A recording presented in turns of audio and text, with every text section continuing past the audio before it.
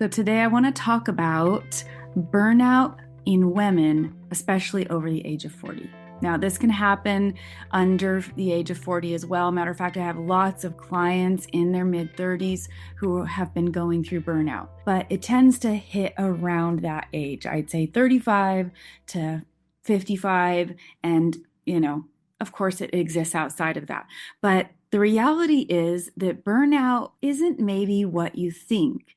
It's more common than you think, and the causes of it aren't necessarily what you think they are. So I want to dive into the causes so that you can really recognize what's contributing to this, so you can get a better understanding, and so you can have some very clear steps about what to do to change this dynamic, because if we don't stop it, it will cause all kinds of havoc with our mental, emotional, and our physical health. And if you're new here, I'm Ketra Thompson. I combine a unique set of qualifications to help my clients reach their goals. So we focus on custom, specific, deep hypnotherapy processes to reframe the subconscious blocks that are driving these unwanted feelings. And we couple that with mind coaching, relationship coaching, with a heavy focus on attachment style, which is driving so many of our behaviors. And so the advice I give you is based on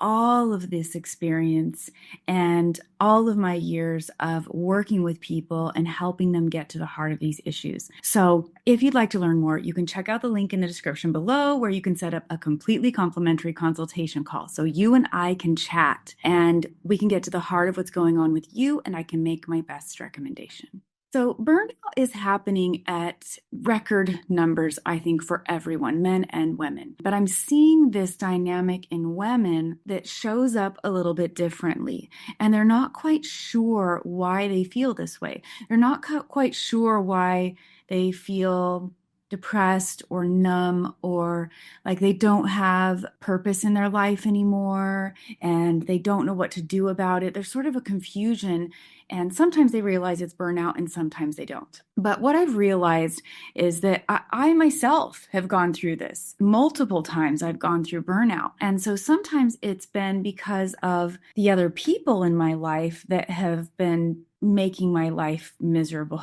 like just a living hell. And then I have to look at the fact that, why am I not having or using the right boundaries in those situations, or, what's going on? And sometimes you're just too depleted to use those things.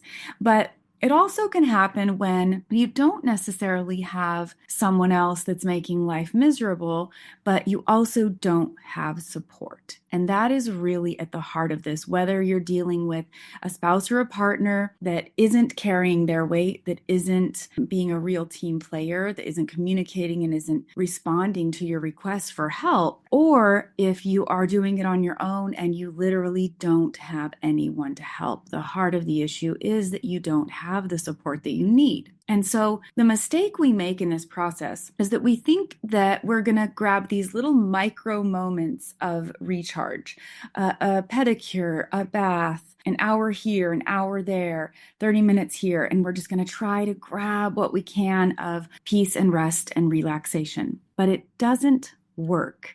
And then we wonder why all these suggestions that have been made for us to get the pedicures and whatever the case may be, to, go through the drive-thru and order our favorite drink and treat ourselves, right? Those aren't fixing the problem. And there's a reason why.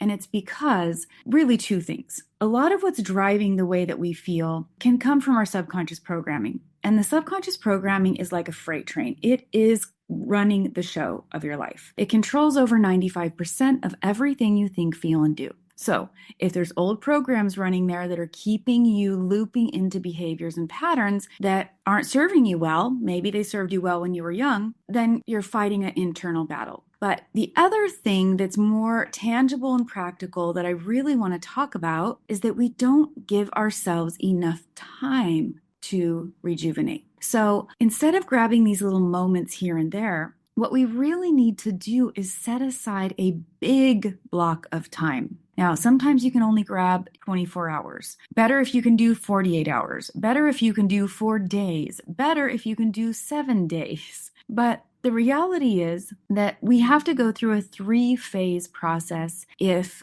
we're going to have any hope of making some traction in burnout. The first phase is that we have to be still and quiet without any responsibilities, enough that our nervous system can relax and we can calm down. Now, the next phase is fighting the boredom. Because let's say you rent a VRBO, and that's one of my favorite things to do.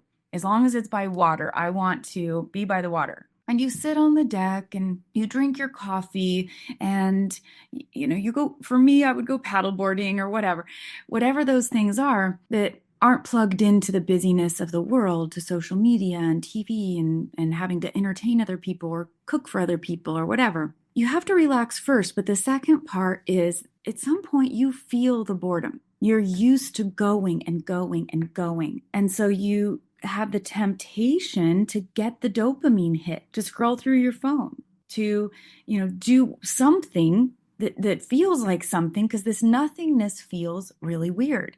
So you have to fight through the boredom, and then you arrive where you really want to be, which is surrender. And I realized this process when I had COVID a few years ago, and I was really upset because I had to cancel all of my clients that week. And, when you work for yourself, there's no paid vacation days. And I was super frustrated. And I kept thinking I would, get over it fast. It wasn't going to last. And it just kept going. And every day I had brain fog, I had fever, I couldn't really function. And eventually I surrendered and I gave up. I did not try to accomplish one single thing, not at home, not at work. I zoned out into some dumb TV shows. I colored in adult coloring books. I took a nap every day. I literally just quit trying to figure out when I was going to get over it. And at the end of the 7 days, I did get over it.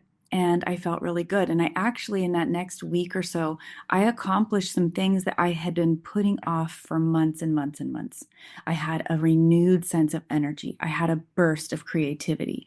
And creativity, it just doesn't happen unless we have enough downtime to rejuvenate. So if you're someone who's pushing yourself to be creative in some aspect, and I don't just mean like painting art or something, I'm talking about even in work aspects. Like sometimes, I'm learning new things in my field and it takes extra energy for me. And if we don't have the rest and rejuvenation, then we certainly aren't going to feel creative. So I want you to remember that burnout isn't just about busyness. It's not just about going physically all day. It's also going mentally, and primarily mentally sometimes. Now, I've had clients with younger children who are working full time and doing everything for the kids and holding themselves to a standard that their mother had when she was a stay-at-home mom, but they aren't a stay-at-home mom. And they have a spouse that isn't helping. And so, of course, some of that busy creates the burnout. But what sort of pushes people over the edge, even when they're really busy, is the mental burnout of coming to the conclusion that there is nobody to lean on. There is no one to ask for help. There is no one who is responsive when you do ask for help. And that creates sort of a hopelessness inside. And when your brain is over functioning, trying to figure out, how to accomplish something, there's a lot of energy drain that goes into that. When your thoughts are looping and you're thinking about the dynamics of a partnership or relationship or falling out in your family or all the stuff you've got to do at work and all the stuff in politics, and maybe you just don't know if you're going to continue to make enough money to survive, and what will you do if this happens, and what will you do if that happens? It's absolutely overwhelming for your brain. And so your brain goes into survival mode of trying to look at all of its past experiences of what did I do and how did I get through it? Or, it's trying to figure things out. And some things aren't figure outable in that moment. The truth is that oftentimes we need to slow down and get into the present moment. And we try to do that, but it's really hard if we don't have a big block of time that we can dedicate to a mental, emotional, and a physical reset. So I have to mention that I can't just say ask for help from the people around you, because we do need to do that. Don't get me wrong. Ask for those days off. Ask for someone to come dog sit while you go somewhere. Ask for whatever you need. It's great. But when you ask for what you need and you have someone in your life, like a partner, who refuses to help, it's now your job to not overfunction and to not over-explain. So if you need some rest and relaxation, if you need to go to bed early and you ask your spouse to take care of something so that you can, and they say yes, then great, you go to bed. But if they say no and they can't do it or won't do it, it's still on you to go to bed. Most people go, well, I don't have a choice. They wouldn't help me. And they go and they do the dishes or the whatever. So you've got to be able to let go of things that are outside of your control. And there's a lot of studies about the dynamics of women working more and whether or not men pick up the housework as much. And some guys do. Some are great. But in many cases, women are working more and they're not working less in their home. And so at the end of the day, the standard has to be dropped. If you aren't going to get the support that you're asking for, you've still got to meet your needs first because they are the most important. I've had clients come to me after full-on burnout where they have totally lost the will to get out of bed. They've had to quit their jobs. They're in a full-blown spiral and a depression. And it's because they just kept doing the things, even when someone else said no. And so one of the first places you want to start is stop accommodating, stop overfunctioning, stop doing the thing you don't have the energy to do. And that might mean that stuff doesn't get done. Now, what's going to come up in you is your subconscious programming, because at that time you're going to go, oh, what will they think? You know, a good mom or wife or whatever wouldn't do that. And there's this narrative inside that's very revealing of the programming that went into your subconscious mind, especially from birth to age 7. So that can make you aware of what's going on underneath, and you can challenge those beliefs and you can tell yourself the truth. So I want to recap, because I want you to have some strategic plans as to how to address this, and stop making those excuses that say, I can't because this, I can't because that. Your body will force you to give it rest and rejuvenation if you don't do it for it, through autoimmune disorders, disease, mental shutdown, all kinds of stuff. So the first thing you want to do is you want to set aside a big chunk of time, as big as possible, as long as possible, in an environment that is not going to haunt you by you seeing everything that needs to be done around you. And if it's possible, to maybe rent a place or go away so that you don't have these constant guilt feelings.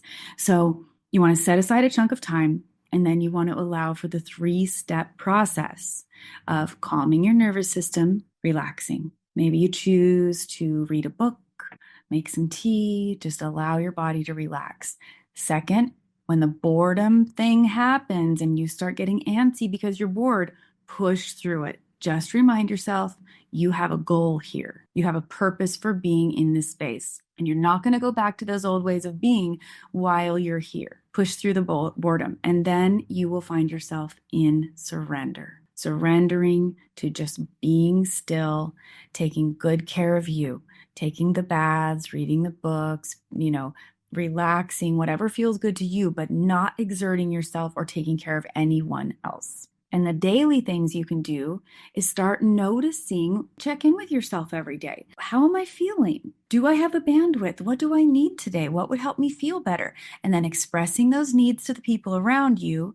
And even if they say no, you still act on them. So those 2 things are important in your daily life. Well, let's make them 3. Check in with yourself to know how you're feeling, what your bandwidth is. Express your needs to the people around you, assuming there's someone, to even a friend to call and talk to can be hugely helpful. And 3, even if they don't agree to do the thing you've asked, you take care of you as your top priority. So I hope this was helpful, because I'm seeing the numbers of my clients in burnout go up exponentially, just over and over and over. And I mention women in their 40s, because women in their 40s do have some hormonal shifts going on. They do have some fluctuations in estrogen, perimenopause, things that can affect their ability to pivot and change directions again and again, which is very helpful when you have young children typically, but it puts you a little bit more on a level of needing to tune into your needs and actually, in some ways, giving you a lot of clarity. These feelings are telling you something.